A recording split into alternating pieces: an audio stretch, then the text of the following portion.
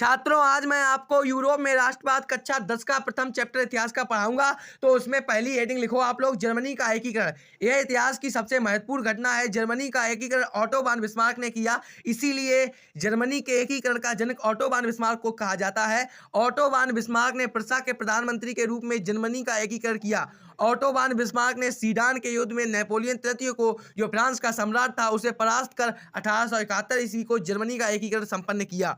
द्वितीय हेडिंग है दोस्तों, इटली का एकीकरण। यह इतिहास की सबसे महत्वपूर्ण घटना है। 19वीं सदी में इटली 7 राज्यों में विभाजित था, जिसमें एक राज्य राजघराने के अधीन था। इटली के एकीकरण में ज्यूसेppe मैज़िनी, गैरिबाल्डी, काबूल आदि महान पुरुषों का योगदान था। दोस्तों, तीसरा प्रश्न नेपोलियन कौन था? बहुत ही इंपॉर्टेंट प्रश्न है। इसका उत्तर ऐसे है, यह पिछले वर्ष भी पूछा गया था। नेपोलियन बोनापार्ट फ्रांसीसी सैन्य प्रमुख और सम्राट था, जिसने 19वीं शताब्दी की शुरुआत में यूरोप के अधिकांश हिस्से पर विजय प्राप्त की थी।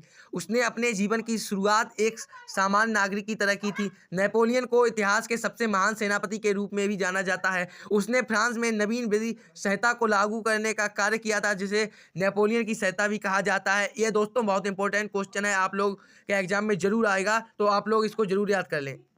दोस्तों, चौथा प्रश्न है फ्रांस की क्रांति के कारण। तो फ्रांस की क्रांति 5 मई 1789 ईस्वी में हुई थी, जिसका मुख्य कारण राजा पर अंकुश नहीं था। राजनीतिकार फ्रांस के शासक निरंकुश थे। वे राजा के दैवीय सिद्धांतों में विश्वास रखते थे, जिसमें फ्रांस की जनता काफ़ी परेशान थी जिससे। और तो सामाजिक कारण, पहले सामाजिक कारण में पादरी वर्ग। पादरी इस वर्ग में कैथोलिक चर्च के उच्च पादरी वर्ग के लोग आते थे, जो किसानों पर टाइड नामक कर लगाने का अधिकार रखते थे। और दूसरे में है, इसका पॉइंट है जो कुलीन वर्ग। इस वर्ग में उच्च प्रशासनिक एवं राजा परिवार के, राजा जो होते हैं राजा के घर के लोग थे, राजा परिवार के लोग सम्मिलित थे, जो सभी प्रकार के करों से मुक्त थे। उनके ऊपर कोई कर नहीं लगाया जाता। तो दोस्तों, ये बहुत इंपॉर्टेंट क्वेश्चन है, तो आप लोग देखिए। अभी इसका एक पॉइंट और रह गया, तो मैं आपको वो भी बताता हूँ। दोस्तों, इसी का तीसरा पॉइंट है जनसाधारण वर्ग। इसमें मजदूर तथा किसान वर्ग के लोग आते हैं, जिन पर सभी प्रकार के कर वसूले जाते हैं। मतलब कि जो मजदूर लोग हैं, उन पर सभी प्रकार के कर वसूले जा रहे हैं। जो गरीब जनता है, मतलब कि वो सताया जा रहा था। दोस्तों, पांचवा पॉइंट है यूरोप में राष्ट्रवाद का उदय। 18वीं शताब्दी के अंतिम वर्षों में नेपोलियन के आक्रमणों ने यूरोप में राष्ट्रीयता की भावना को उत्पन्न किया, जिससे इटली और जर्मनी के मार्ग प्रशस्त हुए। तो दोस्तों, ये हैं कुछ महत्वपूर्ण बिंदु जो आपको जरूर पढ़ने चाहिए, ये बहुत इंपॉर्टेंट है। तो पहला है, ऑटो वान बिस्मार्क ने जर्मनी के एकीकरण में रक्त और लौ की नीति अपनाई थी। और दूसरा है, 18 जनवरी 1871 को प्रशा सम्राट विलियम प्रथम को जर्मन साम्राज्य का प्रथम सम्राट घोषित किया गया।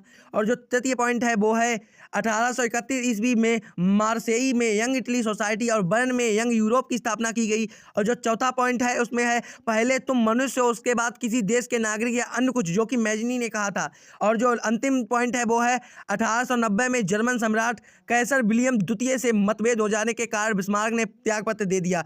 दोस्तों, सभी प्रश्न बहुत ही ज़्यादा महत्वपूर्ण है, तो आपको इतने सिंपल भाषा में लिखवा दिए हैं, तो आप ये सभी प्रश्न याद कर लिए। बहुत ही इंपॉर्टेंट क्वेश्चन है, तो आपके एग्जाम में एक ना एक क्वेश्चन जरूर इसमें से आ सकता है, तो इसको जरूर याद करें। तो तब तक के लिए आपको दूसरे पार्ट में मिलते हैं, और प्लीज़ सब्सक्राइब कीजिए हमारे चैनल को नेक्स्ट चैप्टर के लिए।